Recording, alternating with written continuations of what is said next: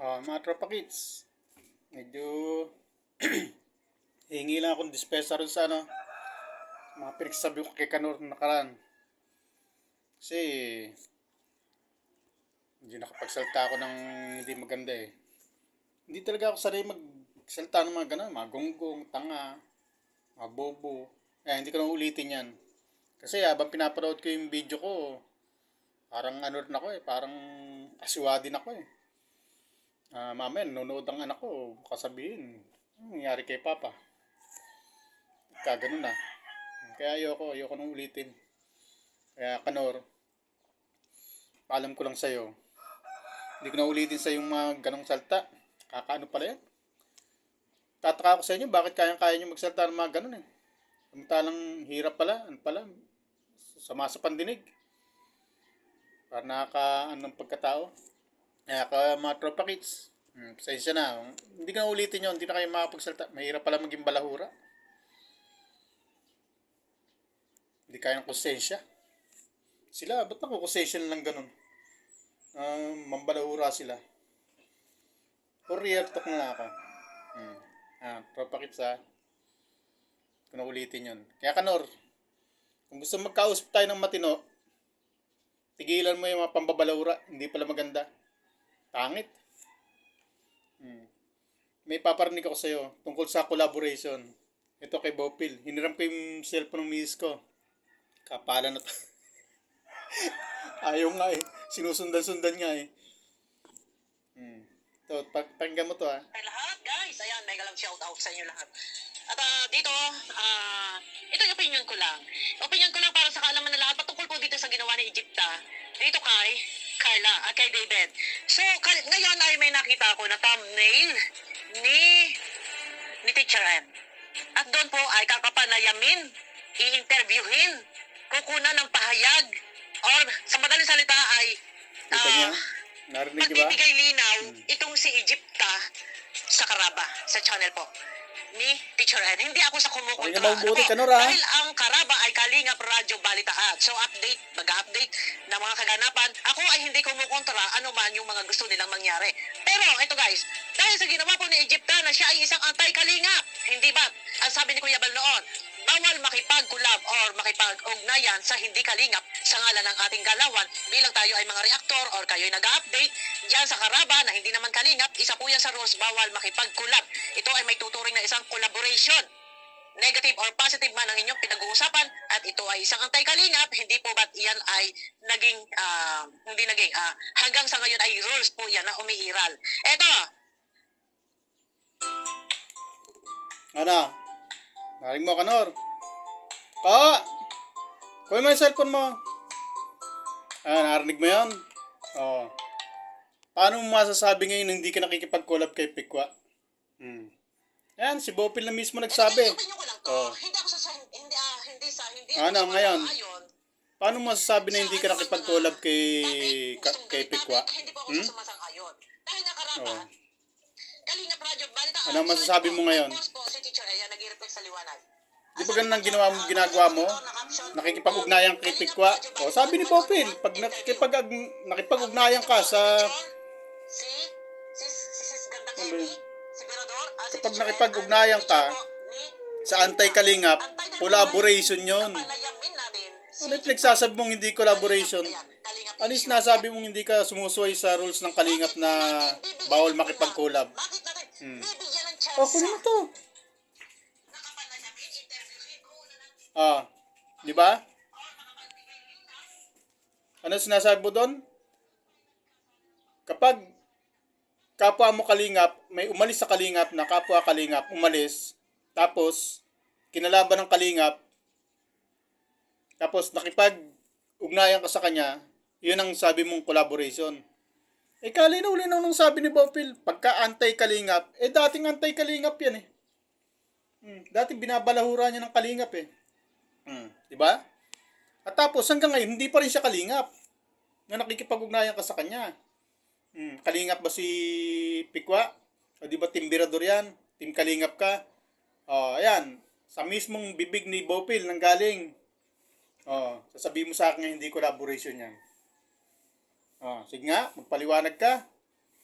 Ang lakas mo sa kalingap, no? Walang nagre-reaction sa'yo tungkol sa ginawa mong pakikipag, collab kay Pikwa, no? Kakihasa. Ano ay masasabi mo dyan? Ano may papaliwanag mo dyan?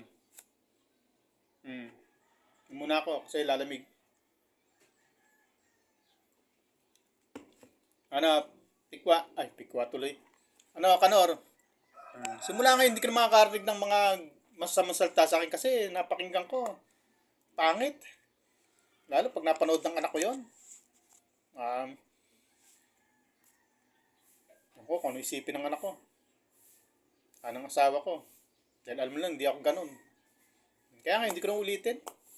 Sorry sa mga nakarinig. Wala, pangit pala. Pero, bakit niya nasisikmura yung ganun? Ba't kaya nasikmura nyo? Titibay naman ang sikmura mo. Kunyang, hasa, Pikwa, Kanor. Kaya nyo yun? Mantana ako. Isang araw lang yata akong dalawang video yata na nagsalta ako ng ganun. Pag pinapanood ko, parang gusto kong burahin eh. Kaya lang, nandyan eh. May nakapanood na eh. Tsaka, para malaman nyo rin na marunong din ako ng mga ganun.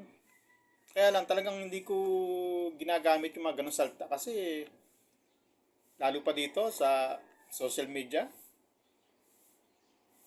parang kapintasan din natin yan eh. Parang, pag nagsalta ako, parang ako rin ang, bumababang klase ng pagkatao eh. Hindi pwede. Kayo, ewan ko sa inyo. Ako, hindi ko kaya. No, kaya titibay ng sikmura nyo. Ako, napanood ko yung sarili ko eh. Nagsalta ako ng ganon. Parang hindi ko kaya sikmurain eh. Kaya ayokong panoorin kayo eh. Kasi ayoko talaga ng nakakarinig ng mga ganon-ganon. Yung mga pambabalahura. Kaya ayoko kayong panoorin. Usap tayo. Pagalingan lang tayo, walang balahuran, walang magunggong, walang mga tanga, mga ganyan, wala. Gamitan lang ng utak lang. Lalabanan ko kayo dyan. Pero ibababa ako sa level nyo na makikipagmurahan ako sa inyo, makikipagbalahurahan ako sa inyo. Ayoko na, ginawa ko na. Hindi kaya ng konsensya ko, hindi kaya ng dibdib ko. Mahirap.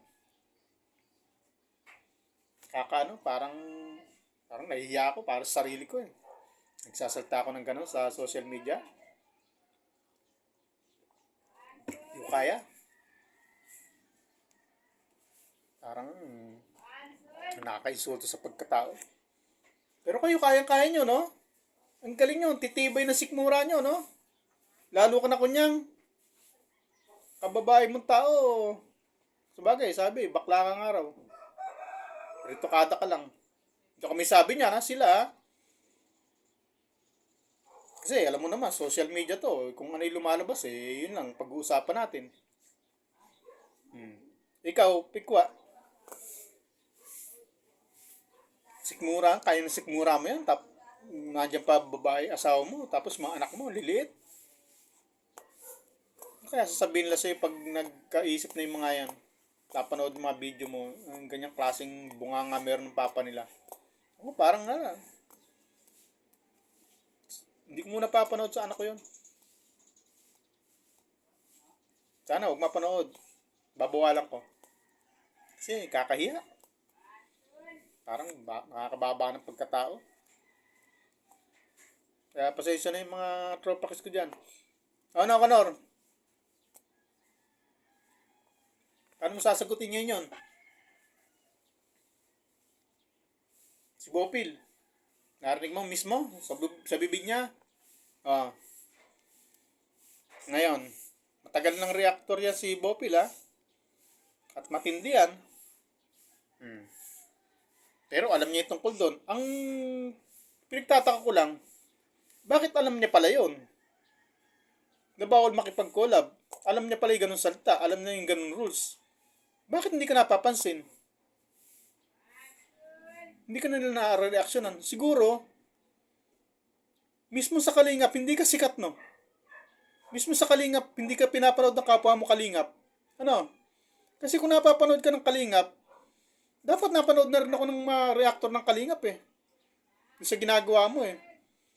Kung pinapanood ka ng kapwa mo Kalingap, na mga reactor na yung siguro nanonood lang sa'yo, mga viewers mo lang na napapaniwala mo. Pero yung mga kapwa mo Kalingap, palagi ko walang nanonood sa'yo. Kasi kung may nanonood sa'yo na kapwa mo Kalingap, mapupuna to eh. Dapat may magre-reaction na rin sa akin eh. May magre-reaction na rin sa'yo dun sa ginawa mong pakikipag-collab. Wala, hindi ka napapansin. Palagi ko, mismong Kalingap, hindi ka pinapanood. Yung mga kapwa, mga kasama mo dyan na Kalingap reactors, Kalingap vloggers, mga K-boys, lahat siguro walang nanonood sa'yo. Ang nanonood lang sa'yo, viewers mo. Ano? Yun ang duda ko eh. Kasi kung pinapanood ka nila, kung sumusuporta yung Kalingap sa'yo, dapat mapapansin yun. Wala, hindi napapansin eh. O talagang malakas ka lang. Pero duda ko, hindi. Ang duda ko, hindi ko napapanood. Walang kapwa mo Kalingap na mga Kalingap partners o Kalingap vloggers na nanonood sa'yo. Yun ang duda ko. Ang napapanood, ang nanonood lang sa'yo, mga viewers mo. Pero kapwa mo, Kalingap partners, ng mga Kalingap partners na sinasabi, mga Kalingap na vloggers, walang nanonood sa'yo. Kasi kung meron, mapupuna ka eh. Maging si Vincent, hindi rin yata nanonood sa'yo eh. Kasi hindi nyo napuna na blind item mo siya eh. Ano? Tama ba ako, Kanor? Mismong mga kasama mo, ayaw sa pagmumukha mo. Hindi ka pinapanood. Hindi gusto yung style mo, no? Yan ang duda ko, Kanor. Kasi kung pinapanood ka nila, dapat, alam na nila itong nangyayari sa atin. Bakit hindi nila alam? Kasi hindi ka lang pinapanood. Hindi napapasyalan ang channel mo. Kumbaga sa yung channel mo, panis para sa kanila. Hindi ka nila kilala. Ano, ang nakakakilala lang sa'yo yung Reynas community. Kaya ang duda ko yung mga viewers mo, dating mga makareyna rin yan na nasaktan nung makuha si Reynas sa Kalingap. Yun lang siguro ang viewers mo eh. Mga reyna rin yan eh, mga makareyna rin yan eh. Pero sa Kalingap, parang wala.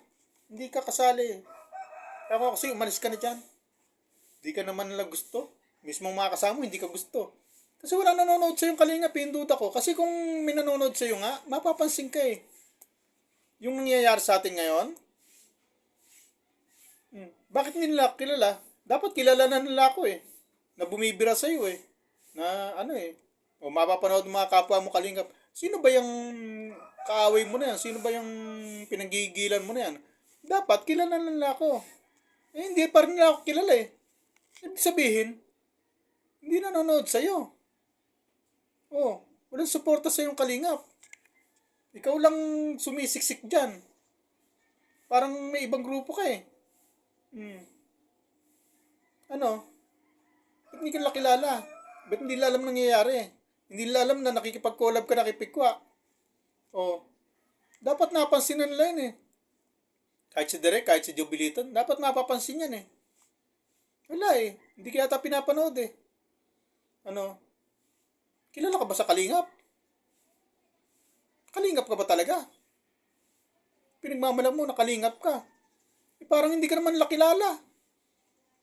Dapat, itong nangyayari sa atin ngayon, alam na nila. May sumusuporta na dapat sa'yo. Wala eh. Wala kang katuwang, ikaw lang. O, di hirap na hirap ka sa akin. Paano yan? Nga Kanor. Babay na. Mamaya putong nga po ni upload kasi may upload pa akong dalawa eh. Sige, bye-bye Kanor.